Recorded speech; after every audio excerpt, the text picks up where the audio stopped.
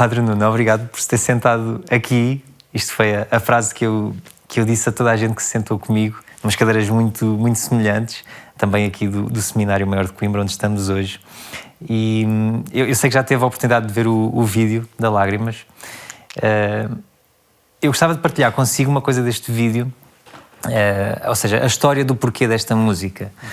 Porque eu faço música já há muitos anos e na verdade, uma das coisas que mais me impulsionou a fazer música foi o conseguir expressar-me de uma forma que eu nunca conseguia por palavras, a falar com outras pessoas.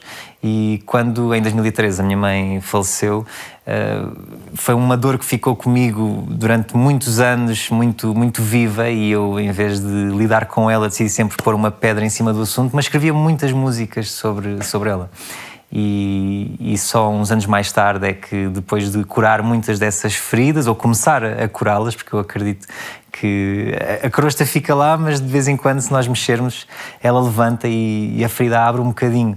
Mas eu quis escrever uma canção um bocadinho diferente, uma canção que não fosse eu estar sempre a chorar por ela com muita dor, mas dizer-lhe que eu passei por isto e hoje, apesar de doer, consigo lidar um bocadinho melhor com isto e já consigo limpar as lágrimas e consigo olhar para isto de uma forma um bocadinho diferente. Uma canção que fosse um bocadinho mais madura e não tão dorida.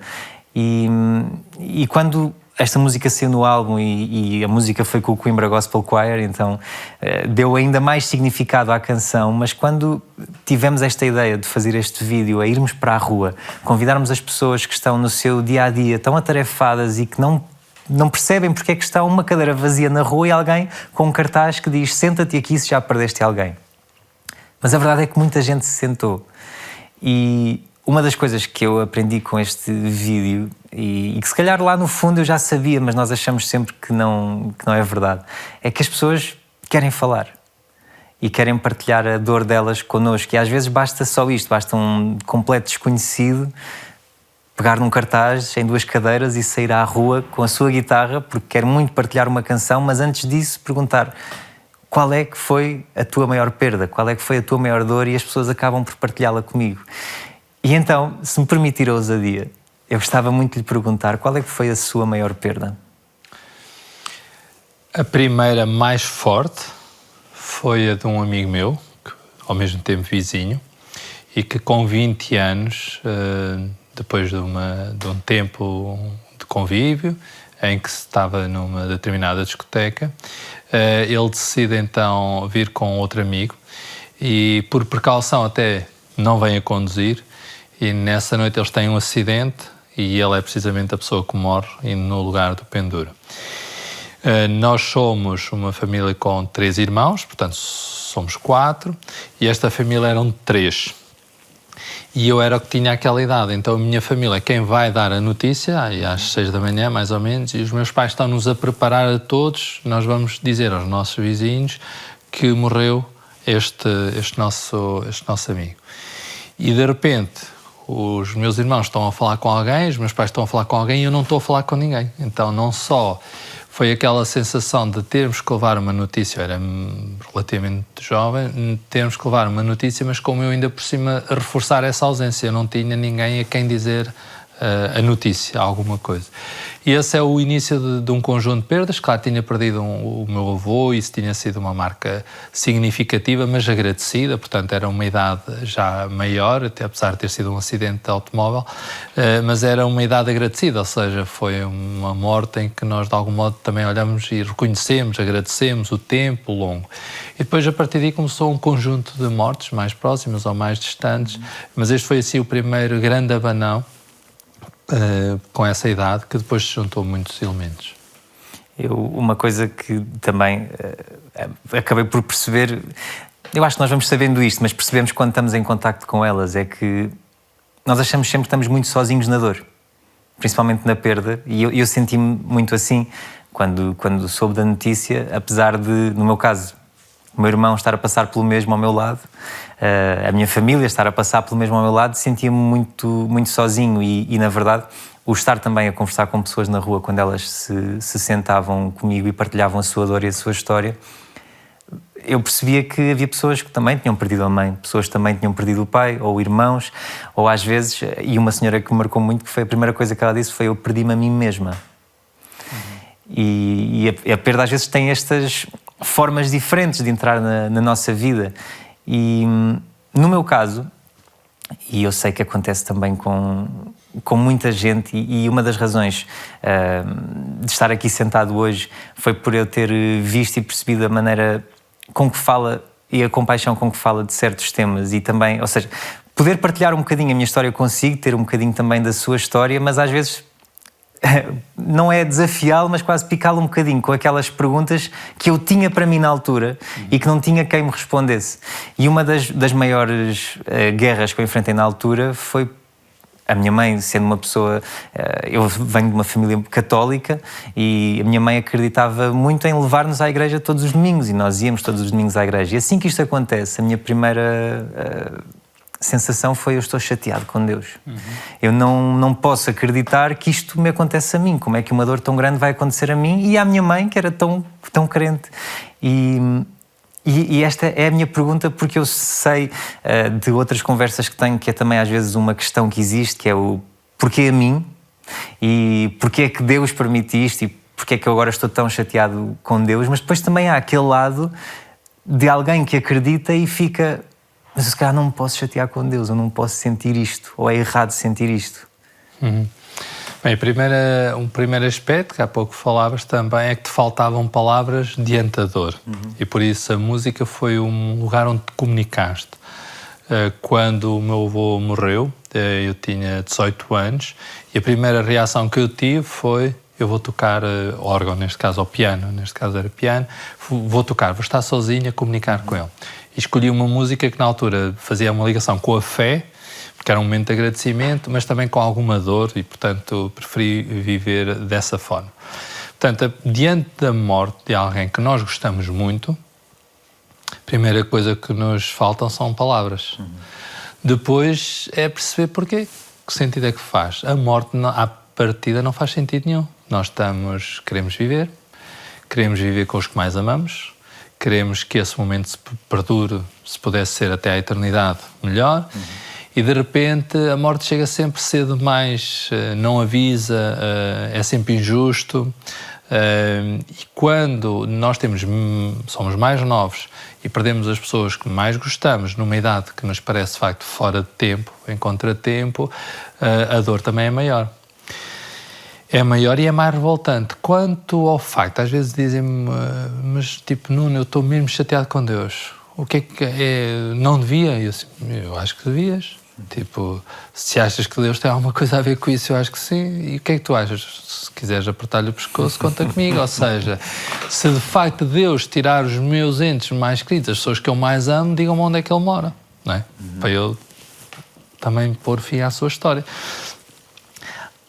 Contudo, e essa é também uma parte mais teórica e pela qual depois eu me interessei posteriormente, que foi: isto não batia certo, o discurso. Havia muitos discursos que não me soavam bem, e sobretudo havia algumas coisas da teologia ou do que eu estudava que parecia-me que não encaixava, estava sempre a desencaixar na realidade. E portanto a ideia de um Deus todo-poderoso, então tipo, se ele é todo-poderoso, tipo, onde é que ele estava agora? Era só salvar a minha mãe, era só salvar o meu irmão ou o meu melhor amigo, porque adormeceu naquela hora, faltou, distraiu-se, onde é que ele estava? E depois se distraiu, quer dizer, logo agora. E depois porquê a mim? E isso irrita um bocadinho, porque então às tantas não há Deus, ou então pior. Este é o Deus que nós temos que terminar a história dele, porque ele está aqui a atrapalhar. Junta-se a isto um conjunto de frases que nós dizemos ou ouvimos e que vai contaminando ainda mais este discurso. Por exemplo, só Deus tem os que mais ama, que já agora é o segundo, um dos refrões, normalmente o plural de refrão diz refrões, portanto o segundo de uma música do Estrovante, e que é o 125 Azul, coisa da minha época, e depois praticamente pré-histórica, já que eu sou do século passado, e então o que acontecia é que a certa altura eles dizem: só Deus tem os que mais ama. E esta foi, inclusive, uma das frases que eu disse a um amigo meu que tinha acabado de perder o pai. E mal acabei de dizer a frase, eu pensei: não faz sentido nenhum. Esta frase não faz sentido, está completamente desajustada. Mas há um conjunto de frases que nós vamos dizendo. Às crianças dizer, pois Deus gostava muito da tua mãe e levou-a. Volto a dizer, onde é que está esse Deus? Onde é que ele mora? Que eu trato do assunto. E, portanto, há um conjunto de contaminações. Por exemplo, no funeral desse meu amigo, o pai, penso que não ouviu, ainda bem, porque já agora há uma percepção seletiva nestes momentos, devido ao cansaço e à dor. As pessoas praticamente estão sempre a ouvir, mesmo que alguém diga outra coisa, ouvem os meus pêsames, que é uma palavra que, aliás, precisaria de muito para ser explicada e depois precisava de muito para ser reabilitada, porque ela, de facto, não é muito simpática, eu não lhe acho piada praticamente nenhuma, que é pêsames, é exatamente o quê? Pronto, mas isso seria um outro programa. Eu confesso que não sei, portanto... Eu tenho dúvidas que alguém saiba, mas depois um dia podemos falar sobre isso. Mas a certa altura alguém diz, se calhar foi melhor assim. Dizer a um pai que perde um filho, se calhar foi melhor assim, mas a seguir ainda alguém conseguiu dizer algo que não pareceu melhor, que foi, tens sorte porque tens mais 2 filhos. Então, até se diz já agora sobre a morte dos entes, das pessoas que mais gostamos, que quando um filho perde uma mãe ou um pai, nós encontramos um nome e dizemos que é órfão, fiquei órfão desta relação. Quando o marido ou a esposa perde o ente querido, isso é muito comum dizer-se, perde o marido ou a esposa, portanto é viúvo. Mas uma mãe, quando perde um filho, ou um pai, quando perde um filho, não há um nome. E, portanto, costuma-se dizer que é inominável, no sentido, não há um nome para definir aquela dor, porque a dor é muito maior do que a possibilidade que eu tenho de a acolher. Portanto, de todas as mortes que nós pudéssemos catalogar, não é catalogável de maneira alguma, porque todas têm a sua dor e cada um vive à sua maneira. A morte de um filho é, de facto, aquela que não conseguimos catalogar. Os pais são feitos para gerar, não são feitos para enterrar. E, portanto, é uma espécie de inversão. É a maior das inversões no tempo, que é, nós esperávamos sempre que os que vão à frente possam ir partindo primeiro e, de repente, há alguém que interrompe aqui esta lógica. Mas não fugindo à pergunta, então, onde é que está Deus? Se Deus for responsável pela morte, anulamos-o. Mas e se Ele não tiver nada a ver com a morte? Bem, aqui levantam-se muitas questões. Então, é poderoso e não tem nada a ver com a morte? Então, para que é poderoso? Não sei se sabes, existe uma cadeira sobre isto, já agora, que eu dou, que se chama é uma cadeira opcional. Como é que se chama? A cadeira, eu dou-lhe o nome que me lembro, a cadeira, okay. Mas isto é qualquer coisa como um Deus que se enche de compaixão, apesar de ser todo poderoso. Ou seja, se é todo poderoso, como é que acontece alguma coisa? O próprio Deus deixou morrer o seu filho, o que também não bate certo em termos da lógica. Portanto, a pergunta é, deixou de morrer? Ou, nós na prática, quando vamos ao início da história, qual é o contrário da vida, normalmente? Agora faço-te a pergunta. Por norma é a morte, não é? É o que costumamos dizer, exatamente. E se nós pensarmos um bocadinho mais, entre aspas, e dissermos, o contrário da vida, normalmente dizemos que é a morte. E o contrário da morte? Nascimento.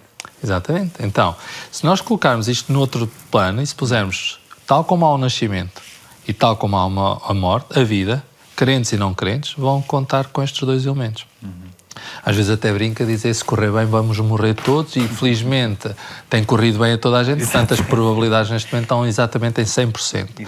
Portanto, o que é que isso significa? Se nós nascemos, mesmo que eu não tenha a história do meu nascimento em termos de experiência pessoal, porque não a tenho consciente, a partir do momento em que eu nasci, eu estou a iniciar um tempo de perdas, da perda dos entes queridos, do meu próprio tempo, que se vai esgotando no bom sentido. Isto podia ser visto tudo como um elemento negativo, ou então como um elemento positivo. Então vou aproveitar melhor o tempo que eu tenho, para viver melhor as relações com aqueles que mais amo, para que quando chegar esse tempo, mais ou menos, não sabemos quando, eu possa dizer obrigado.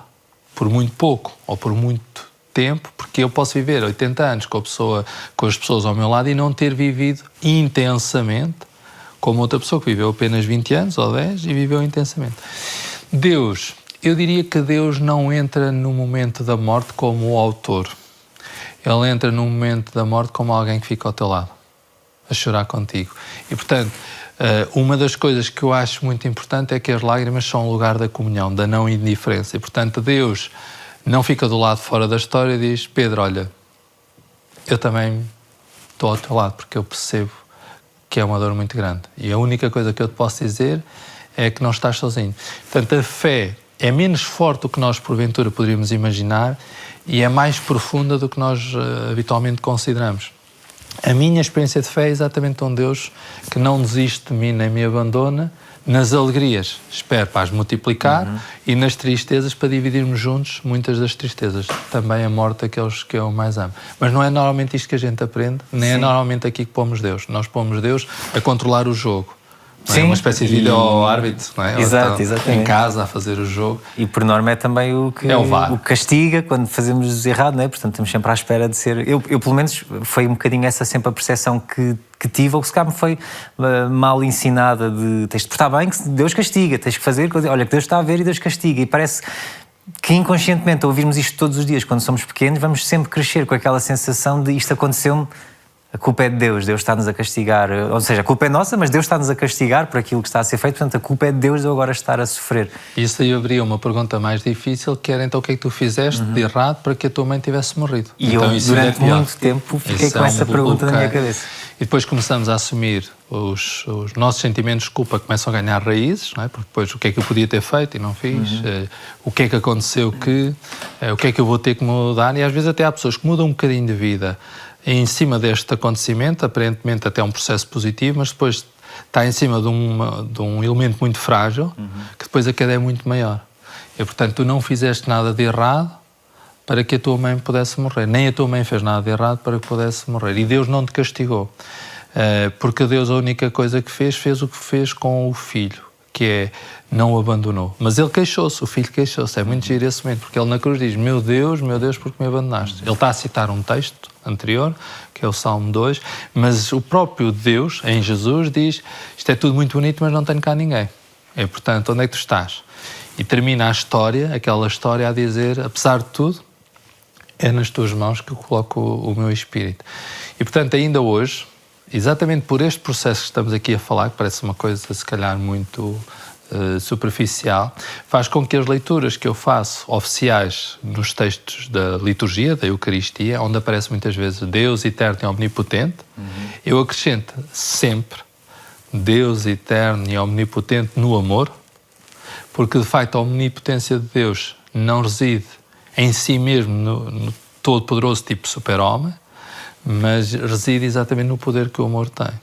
E, portanto, Deus não pode tudo, Deus só pode aquilo que o amor pode. E isso é uma desconstrução, mas ao mesmo tempo é o lugar justo onde nós podemos colocar esse Deus que muitas vezes nos foi dado como um super-homem, ou um super-Deus, que depois nos podia fazer tudo. Isto depois levanta aqui outras questões, mas... Sim, eu quando estava a ouvir a falar da questão de... pensarmos no nascimento e na morte e aproveitarmos esta vida e aproveitarmos as coisas boas, vem-me à cabeça que muitas vezes faz aquela pergunta do mas porquê é que acontecem coisas más a pessoas boas? Porquê é que parece que só acontecem coisas más a pessoas boas? Acha que esta pergunta vem de se calhar não estarmos focados nesta questão do vivermos e de aproveitarmos e pensarmos, não, mas acontecem coisas boas às pessoas boas e não é por causa dessa coisa má que nos temos que cingir só a isso e de repente parece que já não existem coisas boas a acontecer. Então, e é melhor só acontecer coisas boas ou acontecer coisas más podem tornar melhor pessoa? Ou seja, uma história de coisas boas elevada ao excesso é a pior coisa que nos pode acontecer. Porquê?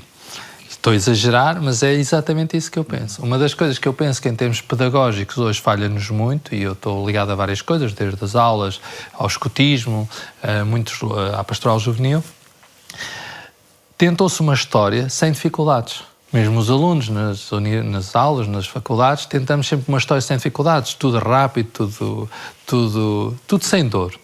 A única dor que temos é no ginásio, o pessoal que se dedica mais a um bocado, então aí sim, podemos fazer um bocado de esforço e tal para o corpo, para ficar ali mais elegante, mesmo que não resulte, pelo menos fica ao esforço. Então, o problema é que o sofrimento, a história, acho que é lógico para todos, não pedimos sofrimento, não queremos sofrimento, não nos pomos a jeito para que o sofrimento nos aconteça ou experiências negativas. Mas talvez nós possamos crescer muito mais com fracassos, depois ultrapassados, acolhidos, ultrapassados, mais com mortes, mais com perdas, do que muitas vezes com vidas cheias de tudo. E, portanto, todas as minhas perdas, e é esse o meu exercício, quanto mais maduro, mais fácil é fazer este exercício, todas as minhas perdas eu tento que sejam tempos de aprendizagem e recolocar-me outra vez naquilo que é o essencial das coisas, da vida, das opções. E, portanto, eu ganhei mais com as perdas do que com muitas vitórias, dito desta maneira. As perdas podem ser o lugar da destruição absoluta, e é verdade, para algumas pessoas fica o lugar onde se perde tudo, onde se perde a relação, onde se perde o gosto de viver. Acompanho muitas pessoas enlutadas e, portanto, é difícil às vezes sair de alguns desses lugares, sobretudo lutos patológicos, mas as perdas podem ser o lugar da maior humanização, da sensibilidade. Tu hoje és muito mais profundo e mais sensível do que eras antes daquele acontecimento. Nós estamos aqui hoje, cruzamos-nos aqui nesta hora, porque um dia tu perdeste alguém que amavas. Certo. Se calhar não estávamos cá hoje. Nós estamos a falar de coisas hoje porque a tua história permitiu tocar a história de muita gente.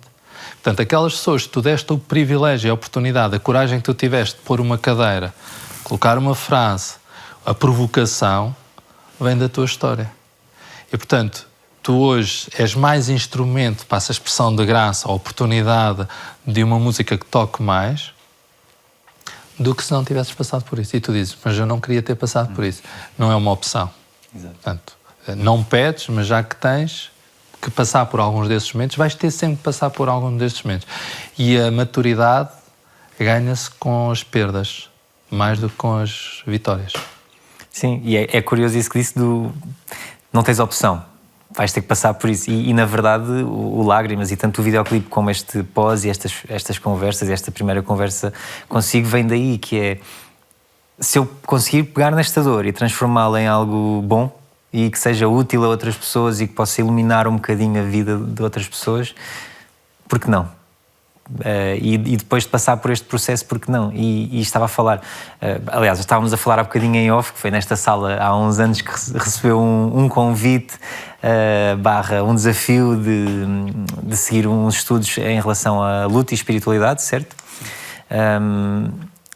E portanto acredito que tenha imensas histórias e imensas perdas que tenha passado e tenha vivido, experienciado e ajudado, certamente.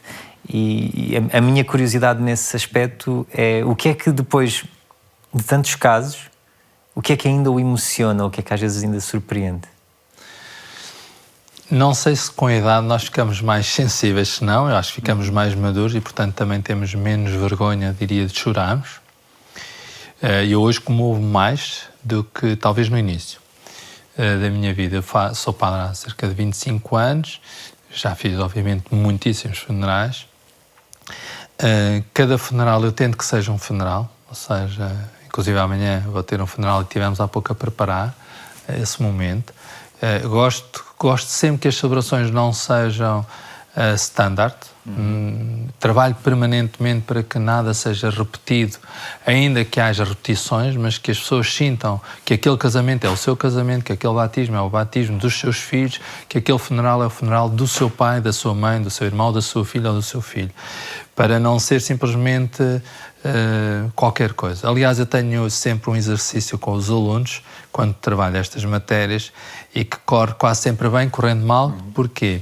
Porque eu faço sempre esta pergunta, olha, ensaia aí uma homilia de funeral.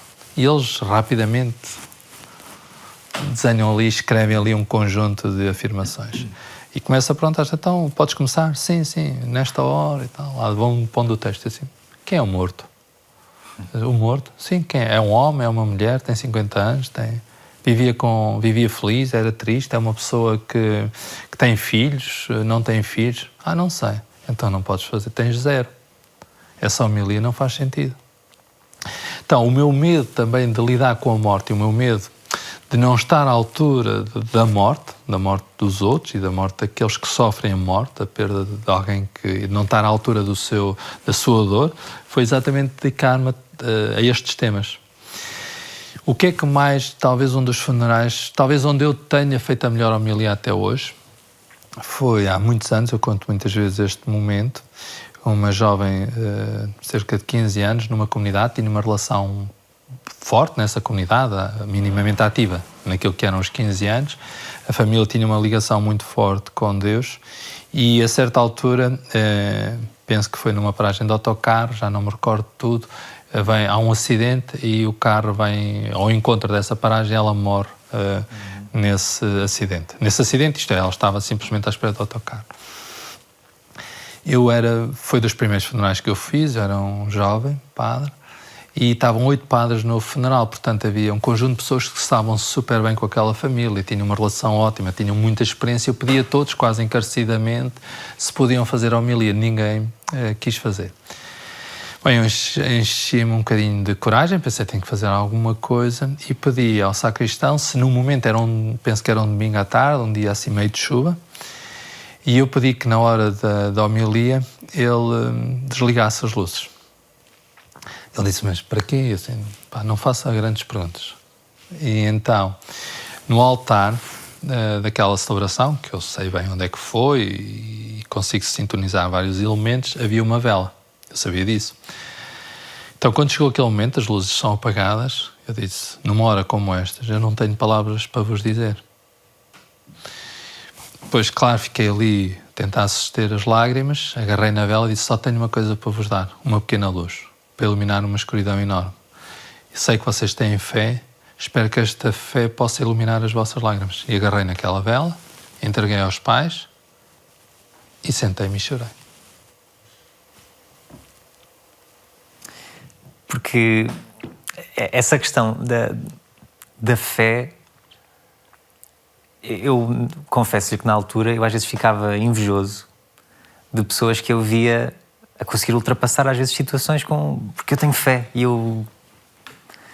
e às vezes via documentários ou algumas entrevistas, por exemplo, um pai que perdeu 3 filhos e o pai consegue ir à prisão e perdoar a pessoa que assassinou os seus 3 filhos. E porquê? Porque eu tenho fé e não vou viver com esta dor, nem vou deixar a outra pessoa viver com esta dor.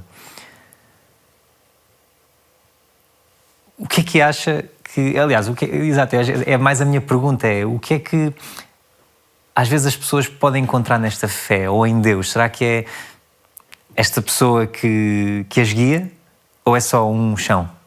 No chão que desaparece quando há esta perda, o luto? Então, uma das coisas que marcou quando eu era mais novo, a certa altura, foi um padre que me disse, sabes, eu não chorei na morte da minha mãe, porque tenho fé. E voltou outra vez a desencaixar o texto. Eu pensei, aqui está outro texto que não está enquadrado. Então eu pensei, um dia vou estudar isto. Passados uns anos, fui-me dedicar exatamente a isso. Pensar, será que quem tem fé chora, não chora, tem força suficiente para não chorar? Quem chora num funeral significa que não tem fé? Quem chora muito significa que tem pouca fé? Porque no fundo aquele padre estava-se a vangloriar, era um bocadinho isso, a dizer que no funeral da sua mãe, porque tinha fé, isto é como ficou ali preso, não chorou. Então fui-me dedicar ao modo como Jesus lidou com a morte. E foi com muita surpresa e alegria ao mesmo tempo que na morte do grande amigo de Jesus, que era Lázaro, Jesus tinha essencialmente 6 grandes amigos, pronto, ok, depois podíamos falar sobre isso, e um deles era um grupo de 3 irmãos, que era Marta, Maria e Lázaro, onde ele passava muitas horas, muitas vezes, em Betânia, e a certa altura ele é informado que o amigo dele, que é Lázaro, morre. E Jesus... pronto, há um conjunto de coisas que acontecem, houve uma das irmãs e pronto, diria que se comove, mas depois quando a outra irmã, que é Maria, começa a chorar, ele também chora. E este é o versículo, dizíamos há pouco, o versículo em off, já agora, dizíamos que é o versículo mais curto da Bíblia, Jesus chorou. Então a primeira coisa que a fé nos dá é a possibilidade de chorarmos. Aliás, eu acho que depois pude dizer este padre que porque tem fé, devia ter chorado. Porque quem não chora é indiferente, não é?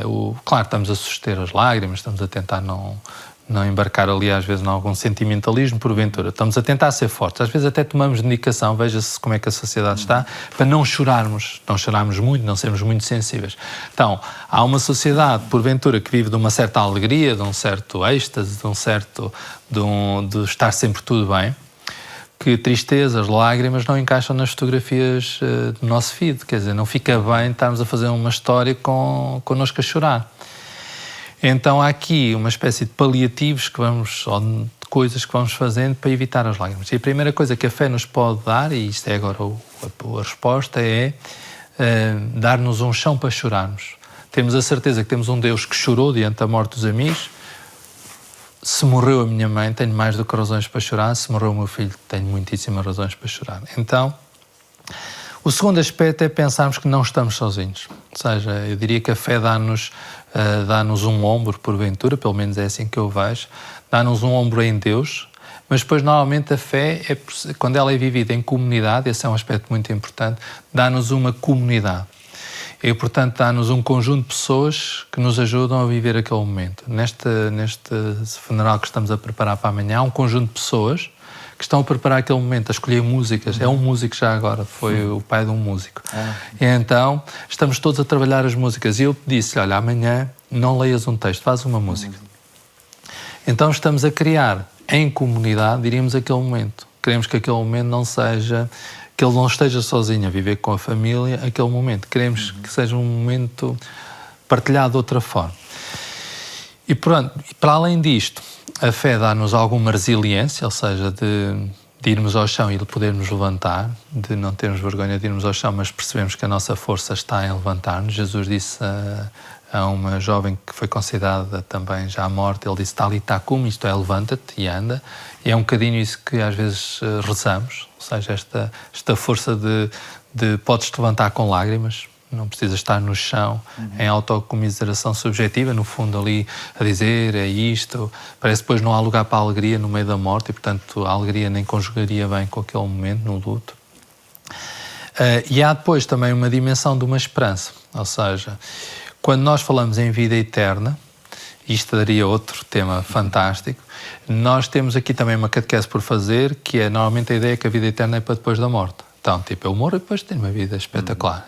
Mas isso não me interessa muito. Agora, eu gostava de ter uma vida agora boa e depois de seguir, se não for, depois lá negociamos.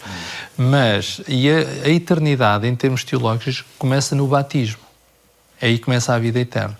O problema da palavra eterna é que nós sabemos que não é tempo, mas ela está na linha do tempo. Ou seja, eu ponho, tipo, rápido, imediato, não sei o quê. E depois também há aqueles tipo de sorte, eterno. Há momentos que parecem eternos, mas estamos ali no tempo. E há um autor chamado Charles Taylor que dizia a certa altura que é tirem o eterno, ponham pleno, porque o conteúdo é esse. Então, o que nós queremos é uma vida plena, que vem vivida aqui, depois nós podemos acreditar que ela tem uma dimensão. E tu dizes assim, mas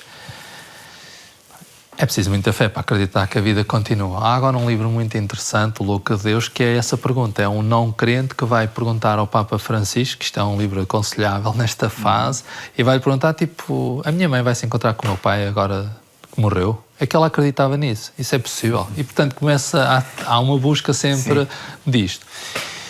E depois eu posso contar uma história, que é uma história que eu conto sempre sobre isto da morte, se acreditamos ou não na vida eterna. Na vida para além desta vida. Eu costumo brincar com uma história daquelas que está na internet, no Facebook, foi lá que encontrei, depois já tentei procurar a história, depois acabei por num artigo, de algum modo, registrar uma versão da história, mas não é minha, como é óbvio. Pensa-se que é de um autor europeu nórdico, e que diz o seguinte, então isto é uma história tipo banal, 2 irmãos na barriga da mãe, eu conto sempre esta história. Então houve um diz para o outro, ouve lá, tu acreditas na vida para além do nascimento? Eu disse, pá, não existe não. Não existe, não, pá, isto é 40 semanas, correr bem, pá, nem todos correm bem. Pá, não existe mais nada. E se existisse também já alguém cá tinha vindo contar, esquece. Isso, olha, isso são ideias, pá, não sei o que andas a ler, mas esquece, isso não existe. Disse, pá, eu acho que há qualquer coisa. O irmão curioso disse, já agora que achas que há qualquer coisa, o que é que há? Não sei, eu acho que nós vamos comer por nós próprios. Por nós próprios. Tens o cordão umbilical. Tipo, para que comer por nós próprios? Nem sequer estou a ver utilidade. Não vejo viabilidade, mas também não vejo utilidade. Não sei, tenho uma sensação que nós vamos poder comer por nós próprios. O irmão sempre curioso, e acreditas em mais alguma coisa? Olha, acredito que nós vamos andar por nós próprios. Eu disse, isso é que é absolutamente desnecessário. Nós estamos aqui neste líquido amniótico, aqui num espaço tão confortável. E andar por nós próprios também, com o tamanho do cordão umbilical, também não ias para muito longe, por isso esquece. Também aí está a tua inutilidade. Bom, a história pode-se prolongar, mas abreviando, ele diz: até acreditas mais em alguma coisa? Tens aí umas crenças um bocado estranhas. Olha, eu sei, mas eu acredito que existe uma mãe. Ele disse: pronto, esquece. Há uma vez a viste? Não, então esquece. A mãe é que não. Isso é que eu não consigo perceber. Como é que tu podes acreditar em alguma coisa que não vês? Ele diz: não sei, há qualquer coisa que nos sustenta, há qualquer coisa que nos envolve. E acho que há qualquer coisa para além de nós. E no silêncio, eu ouço a cantar. Então uso esta história para dizer o quê? Eu acredito, sou dos que acredito na vida antes do nascimento. Sou daqueles que acredito na vida depois do nascimento. Depois também sou dos que acredito na vida antes da morte. E eu, pelo menos uma pergunta há de ficar, que é: por que não uma vida depois da morte? Como? Não arrisco. Não vou dizer como outro que vou comer por mim próprio, nem que vou voar. Mas qualquer coisa pode acontecer. Há aquela relação que nós estabelecemos uns com os outros, que é: não morrem aqueles que nós recordamos e mantemos no coração, mas eu acredito que haja qualquer coisa mais, sem poder dizer. Um dia posso falar disso. Exato. Mas queria que fosse o mais tarde possível. Se cá encontramos lá e pomos também 2 cadeiras. Não sei. Em relação a esta questão do... se calhar até da vida depois da morte, pode ser uma questão que dá força a estas pessoas que se agarram a esta fé. Mas qual é a sua opinião sobre muita gente que nunca vai encontrar o conforto em Deus? E, por exemplo, eu combati, ou ainda hoje tenho um bocadinho essa guerra, que assim que aconteceu a morte da minha mãe, eu entrei nesse estado de zanga total, portanto não acredito em nada, não é possível, não há. E ao longo dos anos que foram passando, eu comecei a acreditar numa coisa, que foi na minha mãe. Comecei a falar muito com ela, pedir-lhe opiniões, e dizer: olha, vê lá o que é que tu achas disto, e depois um sinal, ou que eu lia como um sinal. E, portanto, eu dizia, às vezes meio que na brincadeira, meio que a brincar, que a minha religião era a minha mãe, porque era a pessoa com quem eu falava, era a pessoa com quem eu pedia conselhos ou ia desabafando coisas, e portanto aceitava que ela não estava presente fisicamente comigo, mas que estava de certa forma a guiar-me e a ver o que se ia passando. E portanto há pessoas que nunca se calhar vão encontrar este conforto em Deus, ou assumir: eu acredito em Deus, ou neste Deus, ou o que é este Deus, ou noutras religiões. Portanto, é possível existir esta espiritualidade sem estar ligada a uma religião. Acredita nisso? A espiritualidade tem a ver exatamente não logo com uma religião, mas com uma dimensão do espírito. Ou seja, a espiritualidade vem do espírito. Ou seja, eu vivo a vida para além do imediato e para além... não é sem o corpo, mas é para além do material, de tudo aquilo que é absolutamente visível.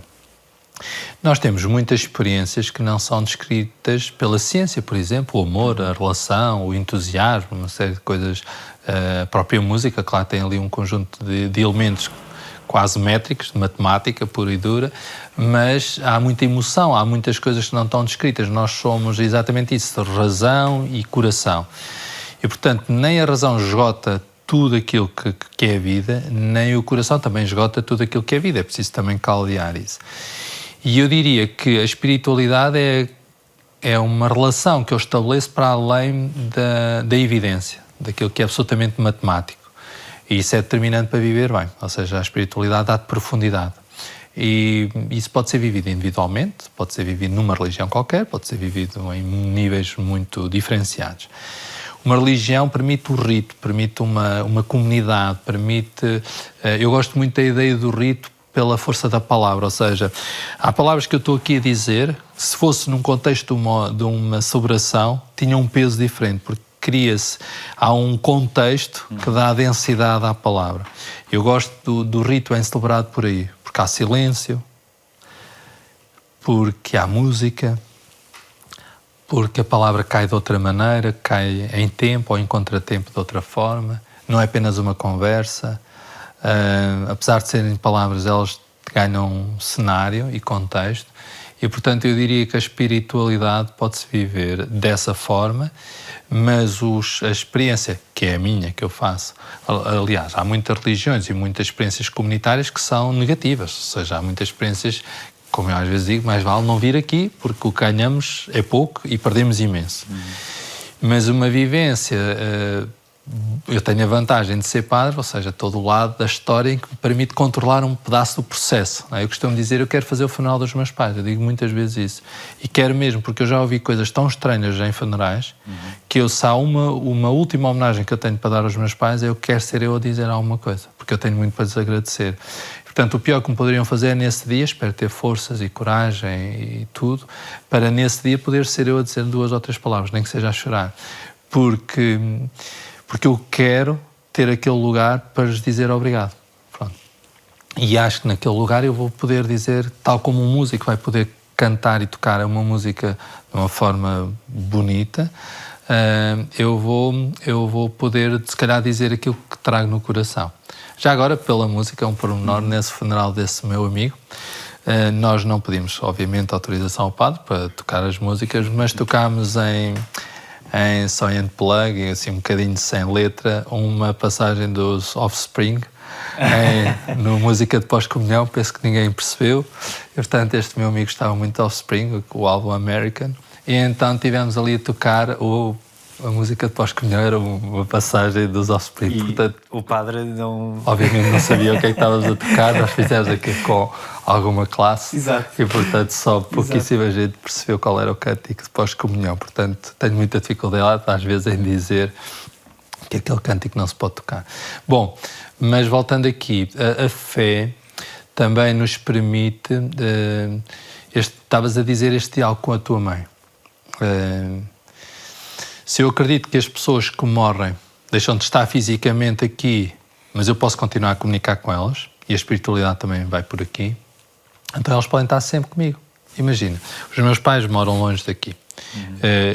Para dar o exemplo do meu avô, quando o meu avô morreu, eu pensei, agora já não tenho que ir lá para o ver.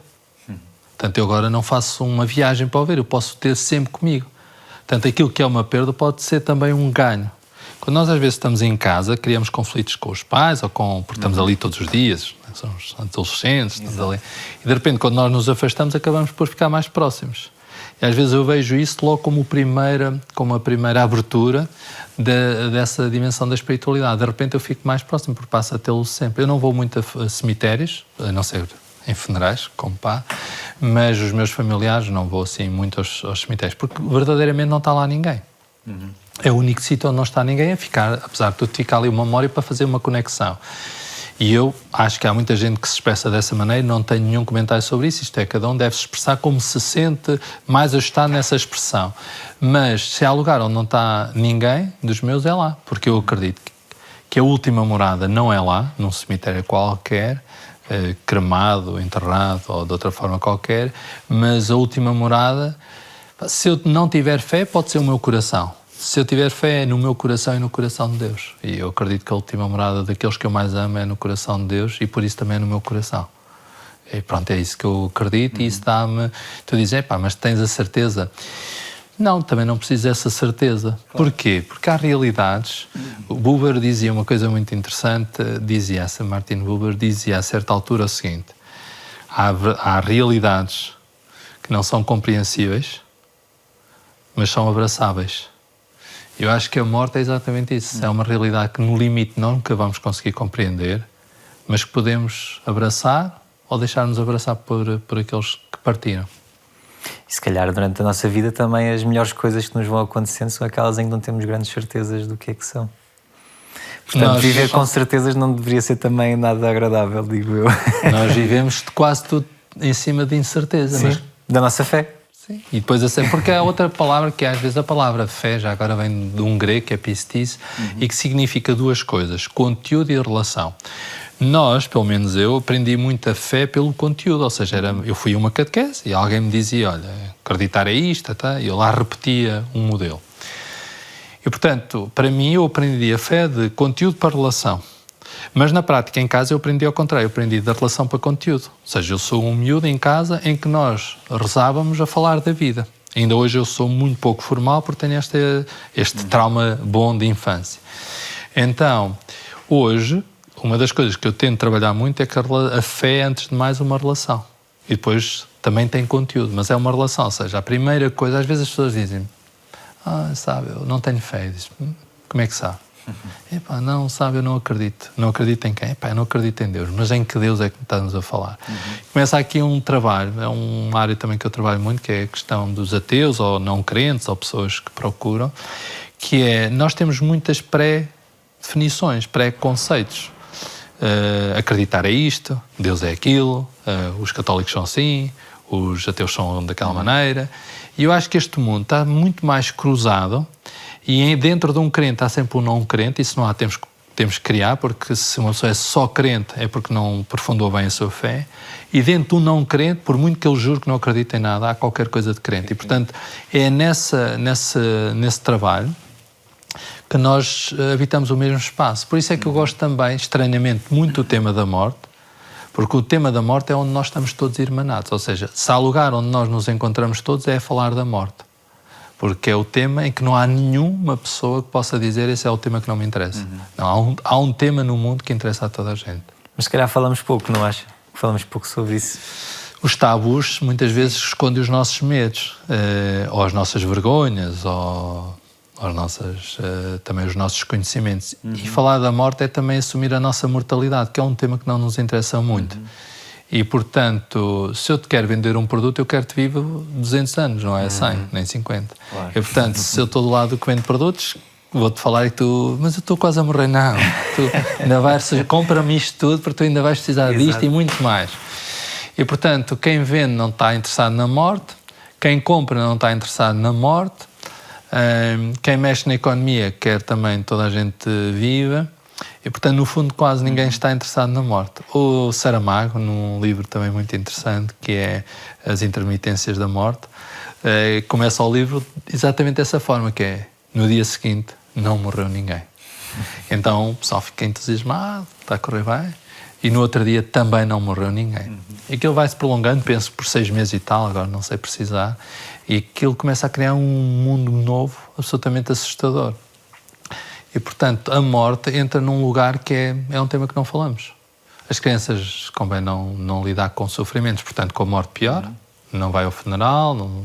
Esse é um erro, desde logo. As crianças não devem ser obrigadas a ir a funerais, mas não devem ser impedidas de ir a funerais. Portanto, vai depender do próprio, do contexto, se quer ir, se não quer ir, deve ser sempre acompanhado.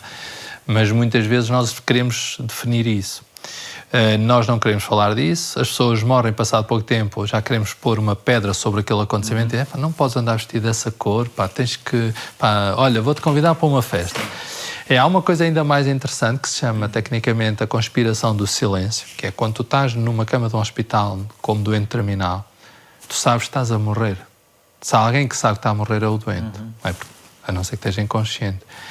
E toda a gente vai falar de quê? Do Benfica, do Porto, do Sporting, do carro, dos incêndios, das inundações, das tempestades, porque ninguém quer falar do tema que interessa.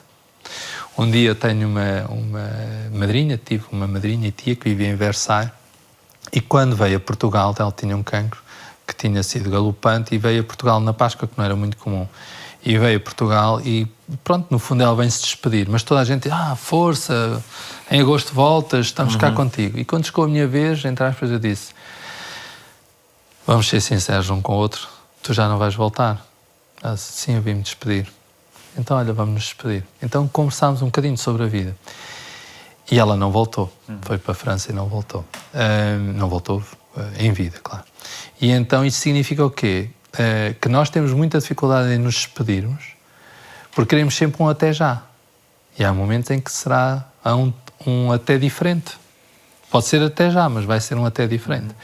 E esse diferente nós não estamos preparados, porque também ninguém nos ajuda a preparar isso.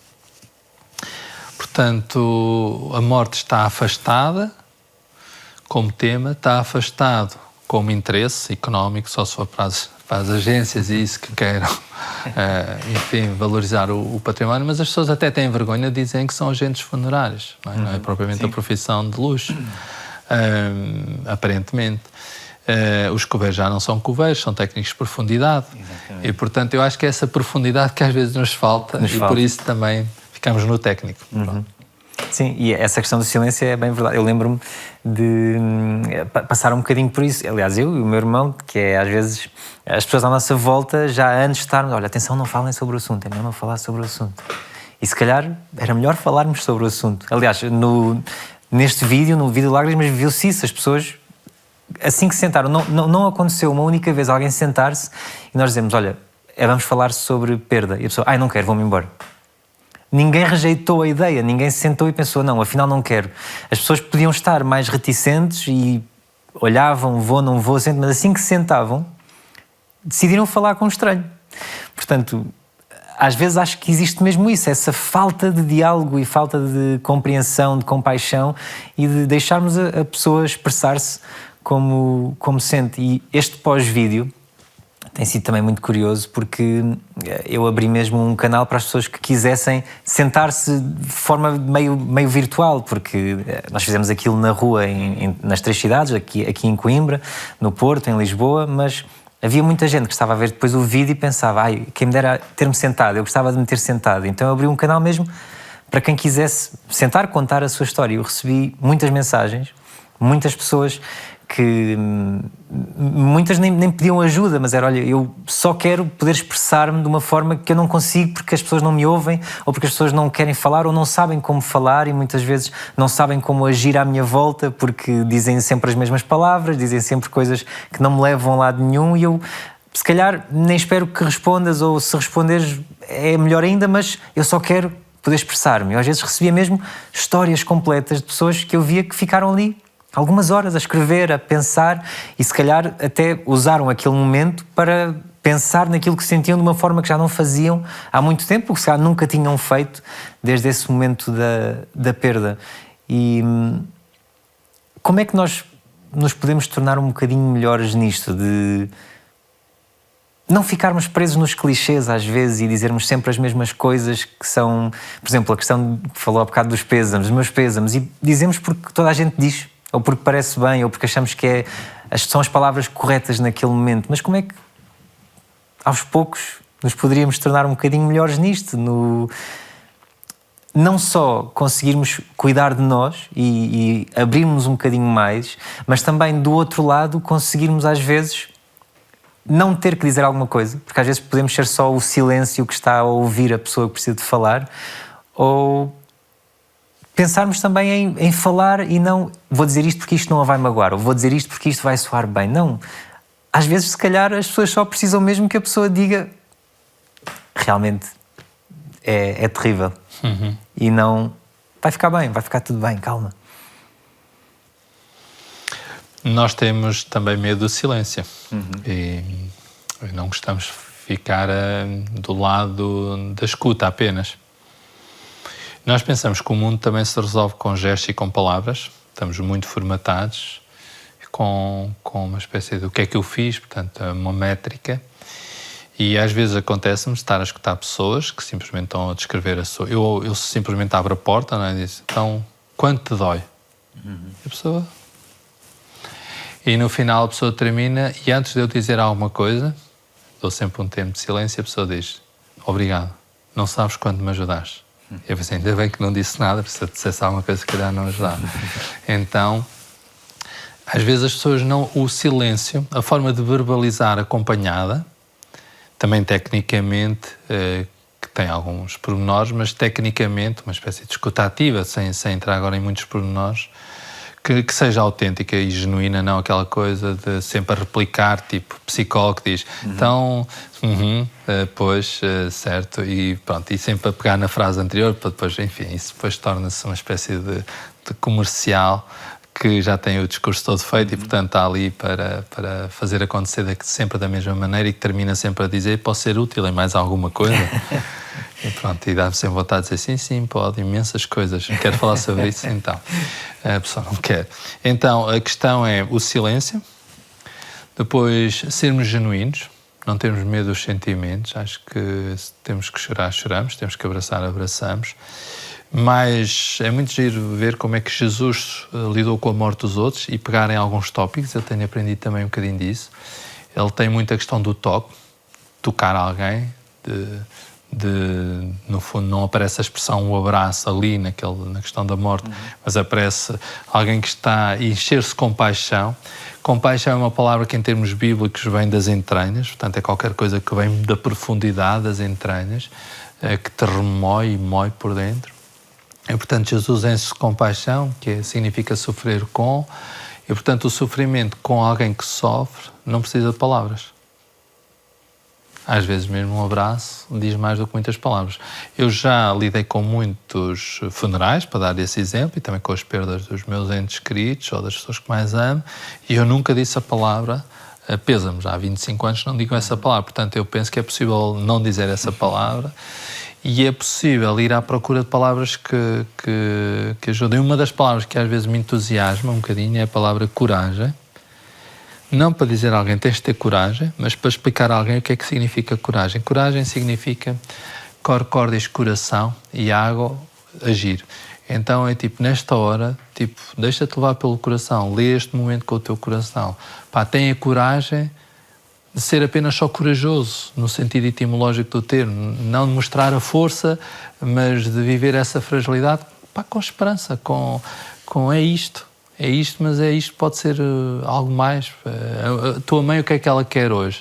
Se calhar que tu estejas aqui, não sei se a falar com o pai, se calhar é melhor perguntares outra vez, se ela se calhar vai te dizer, tem calma, cuidado, não te metas com essa gente.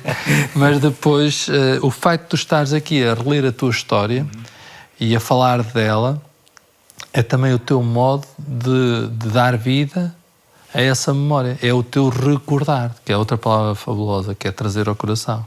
Portanto, tu estás a recordar a tua mãe, a trazer ao teu coração a tua mãe, para que ela continue de algum modo a ser a tua história e a fazer a história em ti. E eu junto a isso, porque sou crente, não que isso faça de mim uma pessoa muito especial, mas eu junto a isso o coração de Deus, porque eu acredito que é lá que as minhas histórias ganham uma dimensão maior. Ganham uma dimensão, ganham uma plenitude para além das minhas forças. E, portanto, a fé também é qualquer coisa que me agarra e que me diz, calma, eu dou-te um chão maior, um horizonte maior. Pronto, é um bocadinho por aí. Eu gostava de passar uma parte, se calhar, um bocadinho mais prática, entre aspas, mas para quem estiver a ver este vídeo, às vezes poder... se calhar vem em busca de uma solução. E às vezes não existem soluções, mas eu gostava de lhe perguntar, para uma pessoa que possa estar a ver este vídeo e que sinta, como eu sinto que sentem ao ler muitas das mensagens que recebi, eu li muitas vezes uma frase que é: eu agora não sinto que vivo, só sinto que estou a sobreviver. O que é que diria a uma pessoa que está a passar por isto? Primeiro, não devemos ter pressa. Por outro lado, não devemos ficar agarrados a esta dor que nos destrói de forma permanente. Então, nem um luto rápido, nem um luto patológico que me impeça de viver. Dito isto, todos os lutos têm um processo e o primeiro é de choque. Quando te informam a pessoa que tu mais gostas morreu, não há outra forma que não seja de estar em choque. Depois uma fase, pode não ser uma fase sucessiva, mas uma fase seguinte é também um bocadinho à procura da pessoa, tipo, estás a sonhar com a pessoa, estás à procura da pessoa, estás à procura do prato da pessoa, da roupa, sais de casa e telefonas e dizes, olha, já cá estou, mas já cá estou quem? A pessoa já morreu.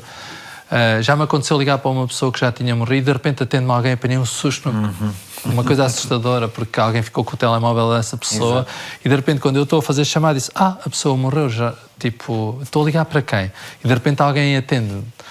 Então nós repetimos, estamos ali perdidos num segundo nível, há ali não mexemos no quarto, a roupa, o ritmo, as férias, enfim. Portanto há ali aqueles primeiros vazios. Depois há uma fase que nós podíamos dizer, se calhar, de realidade, de não partiu mesmo, tipo, não volta, quer dizer, não vou poder abraçar mais esta pessoa, não vou poder ir com esta pessoa à praia, não vou poder ver um museu, não vou poder cantar com esta pessoa da mesma maneira. E depois há uma fase de reorganização, sim, simplificando. Há uma quarta fase que é de reorganizarmos e de encontrarmos algum sentido. Eu penso que o sentido pode estar para já aqui no meio disto tudo, ou seja, a primeira coisa é aceitar os momentos. Tenho raiva, quero apertar o pescoço a Deus? Vamos lá isso, vamos apertar o pescoço a Deus. Tenho vontade de chorar, vou chorar. Tenho vontade de rir, vou-me rir. Apetece-me ir visitar este lugar, estar ali no cemitério um tempo, vou estar no cemitério. Não podemos é que nenhuma destas versões impeçam de viver. Às vezes o que eu tenho que dizer às pessoas é dizer, mas tenho só uma dúvida, quem é que morreu? Foi o senhor? No teu caso eu diria, foi o Pedro ou foi a mãe? Foi a minha mãe. De certeza? Vamos voltar à pergunta. Quem é que morreu? Não foi a minha mãe. Terceira vez. Quem é que morreu? Foi a minha mãe. Pronto, ok. Estás vivo? Ok. Então agora vamos. O que é que queres fazer deste momento agora? Tu ficaste. Se tivesses morrido, estava o teu assunto resolvido. Mas não, tu ficaste agora. O que é que vais fazer deste tempo? Mas eu não consigo viver, só consigo sobreviver. Não, mas a tua mãe quer que tu vivas. Ela não quer. Estás a dar, no fundo estás a fazer um autogol, quer dizer, tu já estás a perder o jogo e assim ainda marcas um gol na tua baliza. Isso também é mau, quer dizer, a perder que se perca por 1-0. Agora, estar a marcar golos na nossa baliza permanentemente, então mais vale estar parado, vamos acabar o jogo. Então, se estás em jogo, tu tens de decidir. Defender, se calhar nesta fase é uma fase de defesa, não é de ataque, ok, estás ali a aguentar um bocadinho, a reorganizar-te, a pedir tempo, a pedir silêncio, a pedir... Eu nunca vou a velórios, praticamente os meus familiares eu apareço para a hora da celebração, porque não gosto daquele momento em que estamos ali, perguntas como é que foi, como é que não foi, chora muito, não chora pouco, está tão feliz, está-se a rir, não gosto desse lugar. E, portanto, eu prefiro chegar a horas, sempre em cima da hora. Também acho que é a minha maneira de viver, chegar sempre em cima da hora. Porque dá-me uma relação diferente. Eu vou rezar pelo caminho. Prefiro andar sozinho nesses dias, prefiro estar isolado, pronto, e permite-me também isso. Agora, há muitas coisas para vivermos estes momentos. Pedirmos ajuda, sabermos escolher os nossos tempos, ou seja, se é para fazer silêncio assim, se é para me isolar. Nunca demorar muito tempo em cada um destes tempos. Depois é preciso pedir ajuda, pedimos ajuda, falamos com um amigo, preciso de ti. Depois quero falar com um padre ou com alguém que me possa ajudar, ou um psicólogo, ok, vamos pedir ajuda. Vamos aceitar que não estamos bem. Agora não podemos estar cá a sobreviver, porque sempre que eu estou a sobreviver eu estou a deixar mal aqueles que partiram. Porque é uma espécie de quem parte, bem ou mal, cedo ou tarde, é como uma semente lançada à terra. Portanto, o mais que eu posso fazer naquela terra que sou é dar fruto. Não vamos estar a contribuir para mais perdas. O que me é dado agora é fazer o melhor da tua mãe. É contares a história melhor que a tua mãe podia deixar.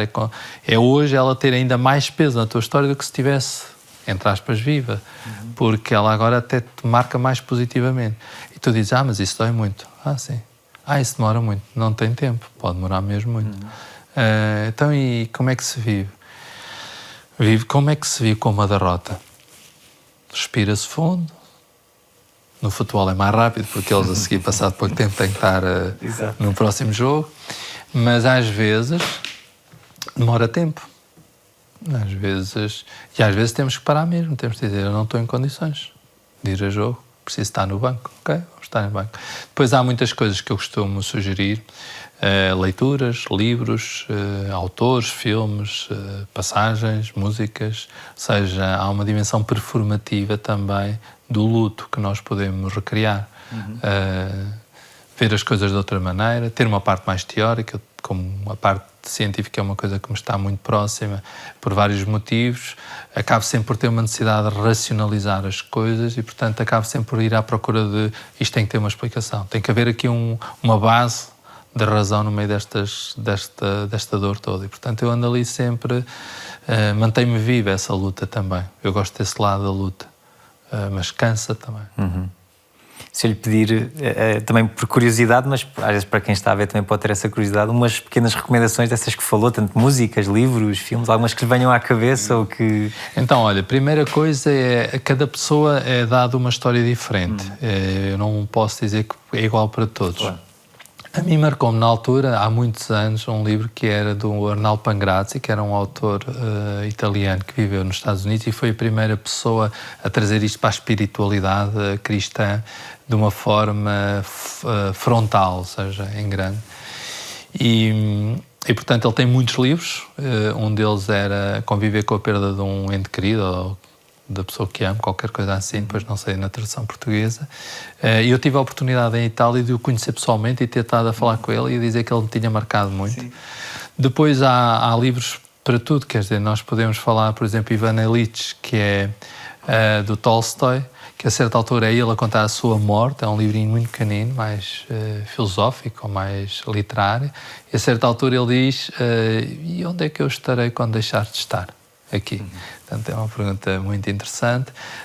Temos autores como Anselmo Borges, que é um autor que fala muito destes temas, um português, fala muito, foi com ele a primeira, ainda estudante, que fizemos uma jornada sobre a morte, ruptura dos limites, e ele foi a primeira vez que o contactei na altura, ainda hoje mantenho uma relação de proximidade exatamente à volta deste tema da morte. Depois, ainda na morte, temos de livros, de facto há uma panóplia muito grande. Quem gosta de Saramago pode pegar então em Saramago, nas intermitências da morte. Há vários, ainda agora estou a ler um pequeno livro, uma coisa muito infantil, sobre textos de António Sala, com depois um trabalho pedagógico para crianças no contexto oncológico. E portanto é uma edição muito pouco conhecida, mas muito interessante, sobre a forma como lidar com a morte de crianças no contexto escolar, a perda daquele colega que morreu, porque morreu com cancro. Este é o contexto. Depois há histórias de muitas pessoas que foram contando. Havia os diálogos às terças-feiras, que eram os diálogos das terças, que eram um diálogo entre duas pessoas americanas, que é um texto mais longo. Mas há muitos filmes que nos podem introduzir isso, e às vezes eu gosto dos temas que não são diretos. Ou seja, também gosto de propor às pessoas uma viagem que aparentemente não tem nada a ver e depois acaba por ter. Ou seja, mas eu li aquilo e aquilo não me... Mas estás melhor? Não estou. Aquilo ajudou-me a pensar a vida de outra maneira. Pronto, era o objetivo. Ou seja, às vezes também não é direto.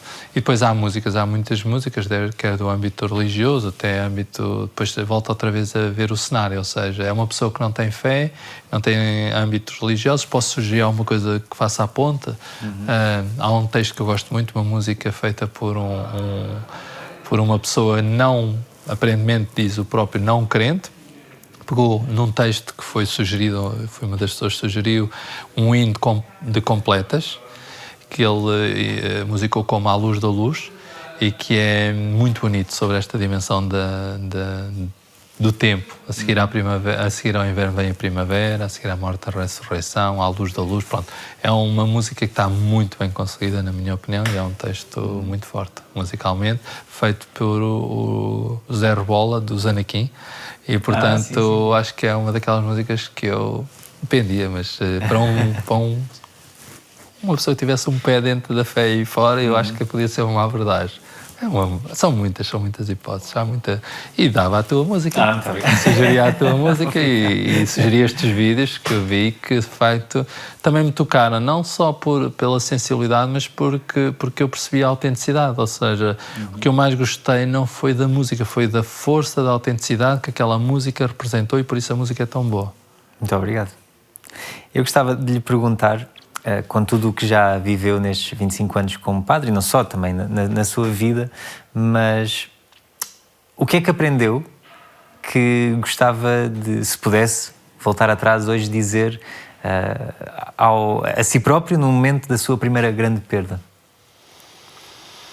Sobretudo evitar frases feitas e pensamentos,